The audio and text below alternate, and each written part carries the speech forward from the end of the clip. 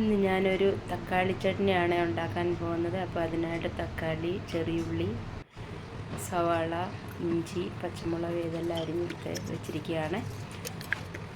Pan ചൂടായി അതിനുശേഷം വെളിച്ചെണ്ണ ഒഴിച്ച് കടുകിട്ട് പൊട്ടിച്ചതിന് ശേഷം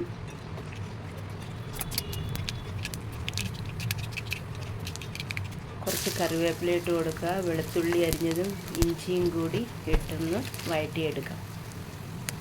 അതിൻ്റെ കൂട്ടത്തിൽ തന്നെ ഞാൻ പച്ചമുളകും കൂടി ഇട്ടിട്ടുണ്ട്. എരി എത്ര വേണോ അതിനനുസരിച്ച്. അത് കഴിഞ്ഞ് നമ്മുടെ സവാള ഇട്ട് നല്ല രീതിയിൽ അതൊന്ന് ഫ്രൈ ചെയ്തെടുക്കാം.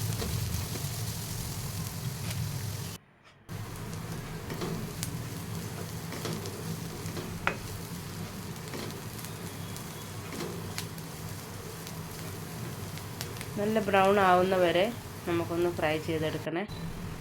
അപ്പോൾ അത് എളുപ്പം ഒന്ന് ഫ്രൈ ആകുന്നതിന് വേണ്ടി ഞാൻ കുറച്ച് ഉപ്പിട്ട് കൊടുക്കുന്നുണ്ട്.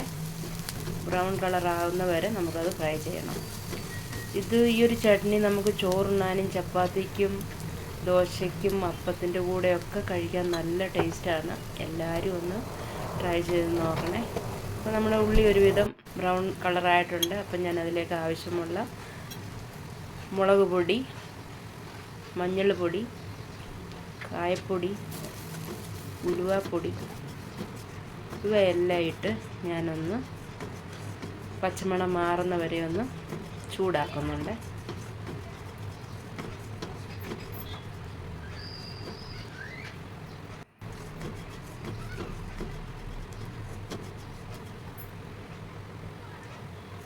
അപ്പം അതിൻ്റെ പച്ചമണമൊക്കെ മാറിയിട്ടുണ്ട്. അപ്പം ഞാൻ അതിലേക്ക് നമ്മൾ അരിഞ്ഞ് ചെറുതായിട്ട് ഈ രീതിയിലാണ് അരിഞ്ഞേക്കുന്നത്.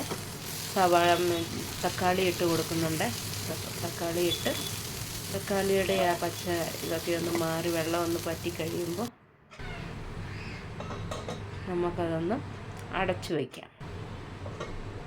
അടച്ചു വെച്ച് വേവിക്കാം.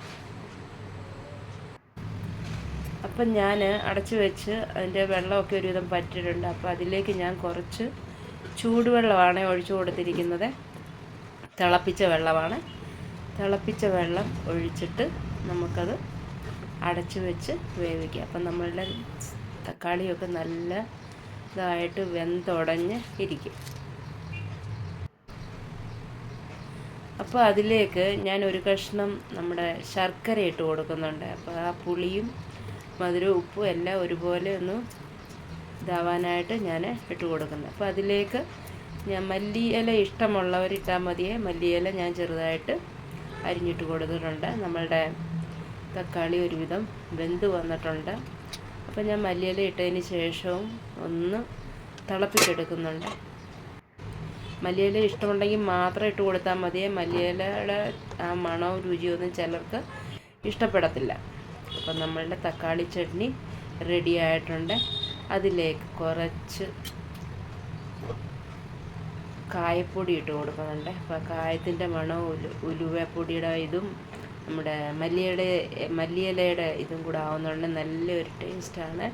ഇങ്ങനെ എല്ലാവരും ഒന്ന് ട്രൈ ചെയ്ത് നോക്കണേ. എല്ലാവർക്കും ഇഷ്ടപ്പെടും. അപ്പം നമ്മളുടെ തക്കാളി ചട്നി റെഡി ആയിട്ടുണ്ട്. ഇഷ്ടപ്പെട്ട് കഴിഞ്ഞ് കഴിഞ്ഞാൽ കമൻറ്റ് ചെയ്യാനും ലൈക്ക് ചെയ്യാനും ഷെയർ ചെയ്യാനും മറക്കല്ലേ. ബായ്.